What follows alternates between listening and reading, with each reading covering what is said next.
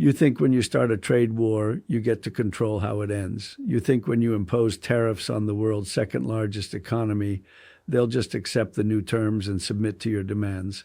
But August 2024 taught us something different. When Donald Trump declared his trade war on China was the greatest victory in American history, the numbers told a completely different story. China hadn't just survived the assault. They'd used it to transform their entire economy and emerge stronger than ever.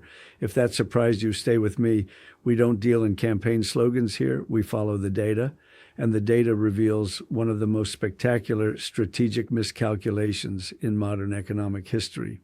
Because what Trump thought would bring China to their knees actually handed them the tools to challenge American dominance for decades to come. People think the Trump-China trade war was about tariffs and trade deficits and bringing manufacturing jobs back to America. They're wrong. This was about whether the United States could use economic pressure to force a rising superpower to accept a subordinate position in the global economy. And by that measure, Trump didn't just lose. He accelerated the exact outcome he was trying to prevent. Let me tell you about the moment when everything became clear. August 15th, 2024, the Peterson Institute for International Economics releases its comprehensive study of trade war impacts. The report that was supposed to validate Trump's approach instead revealed an economic disaster hiding behind political spin. American consumers had paid $316 billion in higher prices over 6 years. Manufacturing employment had actually declined in the sectors Trump promised to protect. But the most damaging finding was buried on page 47. China's economy had diversified away from American dependence faster than any major economy in recorded history.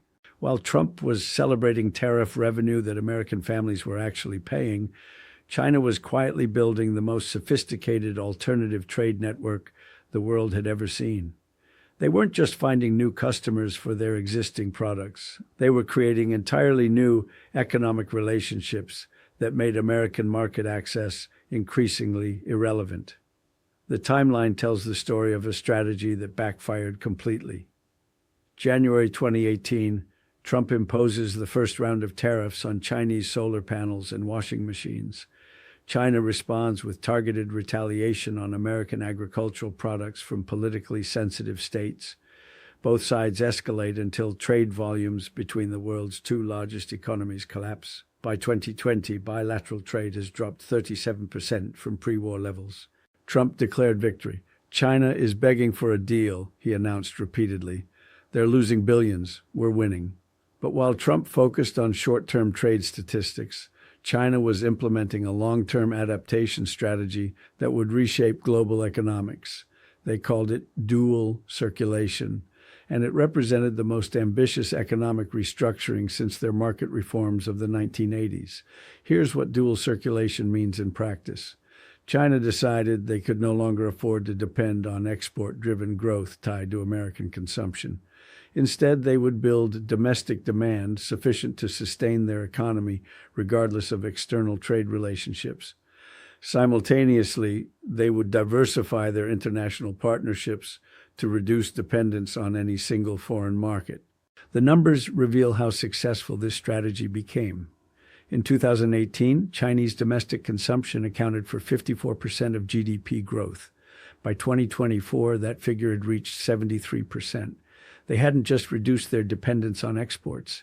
They'd created the world's largest middle-class consumer market and learned to serve it profitably with domestic production. Trump's tariffs were supposed to pressure China by threatening their American market access. Instead, they provided the political justification Chinese leaders needed to prioritize domestic development. Meanwhile, China's international diversification efforts produced results that should concern anyone who cares about American global influence. The Belt and Road Initiative suddenly looked attractive compared to trade relationships that could be disrupted by presidential tweets. Chinese foreign direct investment into Southeast Asia increased 187% between 2018 and 2024. Trade volumes with European Union members grew 34% over the same period. Brazil provides a perfect case study of how China turned Trump's trade war into strategic opportunity. American soybean farmers had dominated Brazilian agricultural trade for decades through competitive pricing and reliable supply chains. When China imposed retaliatory tariffs on American agricultural products, they needed alternative suppliers. Brazil stepped into that gap immediately. By 2024, Brazil was exporting 94 million tons of soybeans to China annually, compared to 34 million tons in 2017. American farmers lost a $14 billion annual market that had taken generations to develop. Those sales didn't return when trade tensions decreased because China had learned they could source agricultural products reliably from partners who wouldn't use market access as political leverage. The technology dimension of China's adaptation strategy reveals the most significant long-term consequences. American semiconductor restrictions were designed to slow Chinese technological development. Instead, they accelerated Chinese investment in domestic technology capabilities at unprecedented scale. China's National Semiconductor Fund raised $47 billion for domestic chip production between 2019 and 2024. Their domestic semiconductor manufacturing capacity increased 340% over 6 years. They achieved technological independence in virtually every product category that serves their domestic market. More importantly, they're exporting those capabilities to other countries looking for alternatives to American suppliers. Chinese electric vehicle manufacturers provide another example of how trade pressure catalyzed rather than constrained their development. Tesla's success in China had demonstrated massive demand for electric vehicles among Chinese consumers. Instead of being limited by American tariffs, Chinese companies like BYD, NIO, and Xpeng focused on perfecting their technology while building manufacturing capacity in other countries. The result? China became the world's largest electric vehicle market by volume and the most competitive by price. Chinese EV companies are now exporting to Europe, Southeast Asia, and Latin America with vehicles that cost 40–60% less than comparable American products. Tesla, which Trump promised to protect, instead faces Chinese competitors who learned from Tesla's technology while building more affordable alternatives. The supply chain reorganization triggered by the trade war created permanent changes. American companies that had relied on Chinese manufacturing suddenly faced tariff costs that made their business models uncompetitive. Some relocated production to other countries like Vietnam, Mexico, and India, but many Chinese manufacturers simply built facilities in those same countries, maintaining their relationships with American customers while avoiding tariff exposure. The financial dimension of China's adaptation reveals how trade pressure accelerated their efforts to challenge dollar-dominated international systems. China responded by developing alternative payment and settlement systems that reduced dependence on dollar-denominated transactions. The cross-border interbank payment system, China's alternative to SWIFT, processed $1.3 trillion in transactions during 2024, representing 156% growth over the previous year. An increasing number of countries are using this system for trade settlements that bypass traditional American financial oversight. The political consequences extend far beyond economics. When America withdrew from the Trans-Pacific Partnership, China filled the vacuum with the Regional Comprehensive Economic Partnership, covering 30% of global GDP. When America imposed unilateral tariffs that violated World Trade Organization principles, China positioned itself as a defender of multilateral trade rules. The irony is overwhelming. Trump's stated goal was to challenge China's growing influence and restore American economic dominance. Instead, his unilateral approach provided China with opportunities to demonstrate leadership on trade, liberalization, and international institutional development. Countries that had been wary of Chinese influence found themselves comparing Chinese multilateral engagement with American unilateralism. European Union trade statistics illustrate this shift clearly. EU-China trade volumes reached record levels during the trade war period, growing from $633 billion in 2018 to $847 billion in 2024. European leaders who had been skeptical of Chinese economic practices began viewing them as preferable to American unpredictability. The agricultural sector provides stark evidence of how Trump's trade war achieved the opposite of its intended objectives.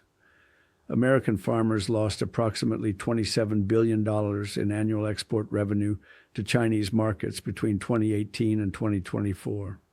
Those lost sales went primarily to Brazilian, Argentinian, and Australian agricultural producers who built long-term supply relationships with Chinese importers. The energy sector tells a similar story. American sanctions on Chinese renewable energy companies were designed to protect American manufacturers of solar panels, wind turbines, and battery technology. Instead, they accelerated Chinese innovation in these sectors and created cost advantages that made Chinese renewable energy equipment dominant globally. China now supplies 67% of global solar panel production, 45% of wind turbine manufacturing, and 74% of battery cell production for electric vehicles and grid storage. Countries pursuing renewable energy transitions find themselves dependent on Chinese technology because American companies couldn't compete on cost or scale. By 2024, the strategic picture had fundamentally shifted in ways that no American trade policy adjustment could easily reverse. China had reduced their economic dependence on American markets from 22% of exports in 2018 to 12% in 2024. They had built alternative trade relationships, financial systems, and technological capabilities that made them less vulnerable to American economic pressure. Trump's trade war achieved something that decades of Chinese diplomacy had been unable to accomplish. It provided other countries with evidence that America would use economic relationships as political weapons. This changed the risk calculation for countries deciding between American and Chinese economic partnerships. Many concluded that China offered more predictable long-term relationships. The infrastructure investments China made during the trade war period locked in these advantages permanently. The port facilities built in Southeast Asia and Africa won't disappear if American policy changes. The manufacturing capabilities Chinese companies developed in multiple countries represent permanent capacity expansion. The ultimate irony of Trump's trade war is that it accelerated the exact outcome it was designed to prevent. Instead of forcing China to accept a subordinate position in the global economy, it provided them with the motivation and opportunity to build alternatives to American-dominated systems. Instead of bringing manufacturing back to America, it accelerated Chinese technological development that made them more competitive globally. China emerged from the trade war more economically independent, technologically capable, and globally influential than when it began.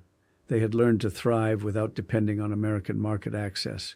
They had built alternative relationships that reduced American leverage over their economy. They had demonstrated to other countries that partnership with China offered more predictable benefits. Life isn't a campaign rally where declaring victory makes you victorious. It's a global economy where actions produce consequences, and those consequences shape power relationships for decades. Trump declared victory in a trade war that made America's primary strategic competitor stronger, more independent, and more capable of challenging American dominance. The long-term costs of that miscalculation are only beginning to become apparent. This video is for educational and motivational purposes. If you're struggling, consider speaking with a qualified professional.